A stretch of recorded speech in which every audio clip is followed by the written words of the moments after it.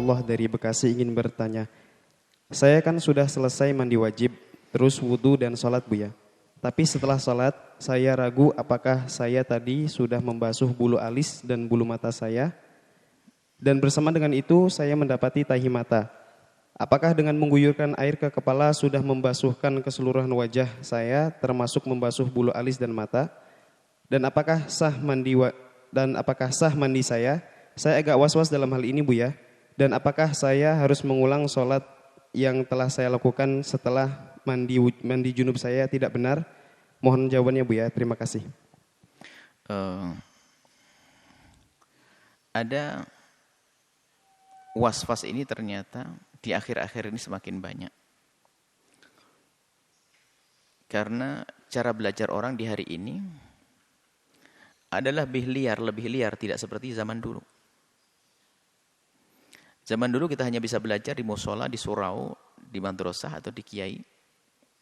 Tapi hari ini kita bisa belajar tanpa guru sehingga liar. Semula dia sudah mantap dengan ilmu gurunya bertahun-tahun. Cuman gara-gara ngelihat postingan atau video atau apa lalu berubah. Jangan-jangan ini bermasalah. Makanya kita ingin mengembalikan belajar itu perlu namanya talaqi. Gurunya itu jelas. Jangan asal nge-browsing internet, hati-hati. Internet itu kayak zaman ini tuh ilmu tuh kayak supermarket gitu. Ngambil apa saja boleh. Di pasar besar itu ada daging babi juga ada kan begitu. Jadi ilmu-ilmu itu banyak, belum tentu semuanya benar. Bahkan semua orang sekarang bisa nulis. Apalagi sekarang ada yang dikejar tuh setan viral itu. Orang bisa buat apa saja agar viral. Dengan gaya ilmu kadang-kadang hati-hati. Enggak begitu. Maka inilah sering menjadikan orang was-was. Padahal selama ini sudah benar dan dia yakin dengan amalannya. Ada sering terdengar di video begini, bingung. Sampai dibahas nulis insya Allah aja dibahas. Insya itu yang benar gini-gini. Ribut sampai astaghfirullahaladzim. Bahasa Indonesia tidak mewakili bahasa Arab secara utuh kok. Ya kalau salah-salah dalam bahasa Indonesia jangan disamakan dengan bahasa Arab. Itu pernah kita bahas juga masalah ini. Akhirnya orang banyak was-was, dikit-dikit was-was. Gara-gara apa? Ya itu yang salah belajarnya adalah tidak melalui talaki dari tangannya guru. Gurunya tidak jelas, ambil sana, ambil sini, pusing sana, pusing sini. Baik, kita kembalikan kepada permasalahan. Bahwasanya para ulama sudah mengatakan bahwasanya jika engkau sudah mengguyur badanmu semuanya, dalam dugaanmu, tidak harus yakin, dalam dugaanmu kau sudah merata, kemudian keluar, kemudian setelah keluar dari mandi, kok berpikir, alisku kayaknya belum. Enggak usah dipikiri. Kok kering? Memang alis itu cepat kering banget kok. Cepat kering alis itu berbeda. Itu bulu, ada bulu. Kok cepat kering ya? Enggak usah mikirin. Yang jelas waktu engkau mengguyur itu, Anda sudah berusaha untuk menyampaikan ke seluruh anggota tubuh, selesai. Setelah keluar enggak usah dipikirin.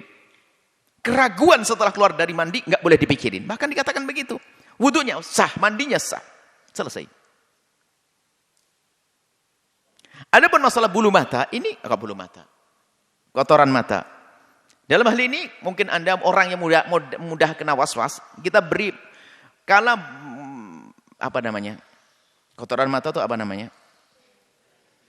Ya sudah, kotoran mata. Itu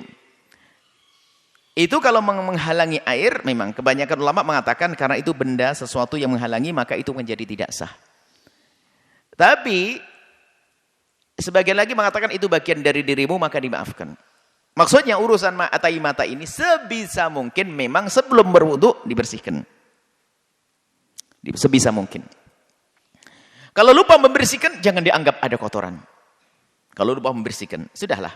Kalau lupa membersihkan, ya umumnya orang normal itu sedikit sekali yang bangun tidur tuh nggak mengusap matanya. Biasanya habis bangun itu susah buka langsung di beleknya ya. Beleknya itu sudah dihilangkan. Jadi maksud kami itu, jangan dipikirkan tentang belek tadi. Insya Allah sudah hilang belekmu, itu belek baru. Kalaupun belek lama, ada ulama mengatakan nggak apa-apa, karena itu bagian dari dirimu dan dimaafkan, karena tempatnya juga tempat yang susah. Maksudnya apa? Anda udah usah mikirin dalam bab ini. Sebab masuk wilayah was-was itu bahaya banget malahan. Was-was ini kayak ada belek. Belek bisa saja setelah itu memang lagi sakit mata, kan belekin terus. Dan belek tidak selalu menghalangi, kecuali beleknya tebal sejempol begitu. Ya, jadi jangan apa Anda pikirkan. Dan apalagi Anda mengetahuinya setelah Anda keluar dari wudu atau setelah Anda keluar dari mandi, maka Anda usah dipikirkan setelah itu. Kecuali begini bunyinya. Yakin, wah pipi kananku dulu aku basuh. Dari mana kau yakin? Ditempelin sulasi segede ini.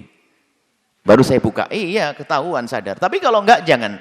Maka keraguan, catatan. Keraguan yang datang setelah selesai, maka itu dianggap tidak ada ragu. Setelah wudhu kok ada ragu, maka seolah-olah tidak ada ragu. Orang itu cepat lupa sebabnya. Itu kemudahan dalam syariat. Tadi sudah dibasuh. Enggak, jangan dipikirin. Pasti sudah dibasuh. Sebab orang wudhu itu konsen. Wajah dulu, tangan dulu. Mandi juga pengen set. Niat mandi, kemudian ingin mengguyur ke seluruh tubuh. Setelah keluar, tangan saya kayak belum tadi. Ya enggak mungkin dong. Memang tanganmu di mana? Kau simpan di lemari. Alisnya di mana? Disimpan di laci. Alisnya kan di bawah. Kalau jidatnya kena, masa alisnya enggak kena? Masuk akal enggak kira-kira? Basuh wajah, aku ingin basuh wajahku. Alisnya tidak. Ada orang itu? Enggak ada. Itu was-was. Enggak mungkin. Alisnya pasti kena dong. Nah ini jelas was-was. Makanya jangan didengar yang demikian itu. Sengaja kami panjangkan ini karena banyak was-was. Jadi hampir pusing. Jadi na'udzubillah. Pertanyaan yang paling banyak akhir-akhir ini na'udzubillah masalah perzinaan dan masalah was-was. Dua hal ini. Semuanya adalah sebabnya adalah internet. Sebabnya adalah pergaulan di internet, na'udzubillah. Was-was juga dari situ ilmunya ngawur tadi. Akhirnya bingung was-was. Semoga Allah menjauhkan kita dari was-was. Selesai. Wallahu a'lam bishawab.